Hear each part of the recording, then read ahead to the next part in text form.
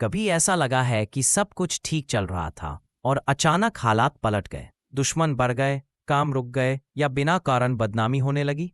ऐसे समय में जब कोई मंत्र, कोई उपाय काम नहीं करता, तब एक शक्ति होती है जो संकट को जड़ से काट देती है। वो शक्ति है माँ बगलामुखी।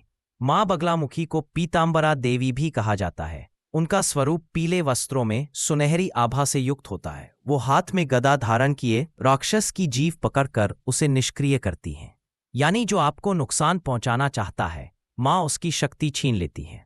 माँ बगलामुखी केवल शत्रु विनाश की देवी नहीं है, वो वाणी, विचार और शक्ति की देवी है। जब उनकी साधना की जाती है तो व्यक्ति का मानसिक संतुलन बढ़ता है, भ्रम और भय दूर होते हैं और निर्णय लेने की शक्ति विकसित होती है। पूजा के दिन पीले वस्त्र धारण करें, पीले आसन पर बैठकर पूर्व दिशा की ओर मुख रखें, सामने पीले फूलों से माँ की प्रतिमा या चित्र स्थापित करें, दीपक में शुद्ध घी का प्रयोग करें और हल्दी की माला से जप करें।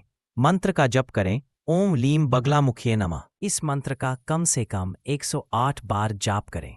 जो व्यक्ति कोर्ट केस, शत्रु बाधा या मानसिक संकट से गुजर रहा हो, उसे यह साधना अत्यंत लाभ देती है। नकारात्मक ऊर्जा तुरंत नष्ट होती है, भय, ईर्ष्या और दुर्भावना जैसी शक्तियां स्वयं दूर हो जाती है। साधक का आत्मविश्वास और वाणी इतनी प्रभावशाली बन जाती है कि विरोधी भी मौन हो जाते हैं। माँ बगलामुखी का अर्थ ही है जो शत्रु की गति और वाणी को बांध दे। लेकिन याद रखिए, यह शक्ति केवल उन्हीं के लिए काम करती है जो सत्य मार्ग पर है। अन्याय के लिए किया गया जप उल्टा परिणाम दे सकता है।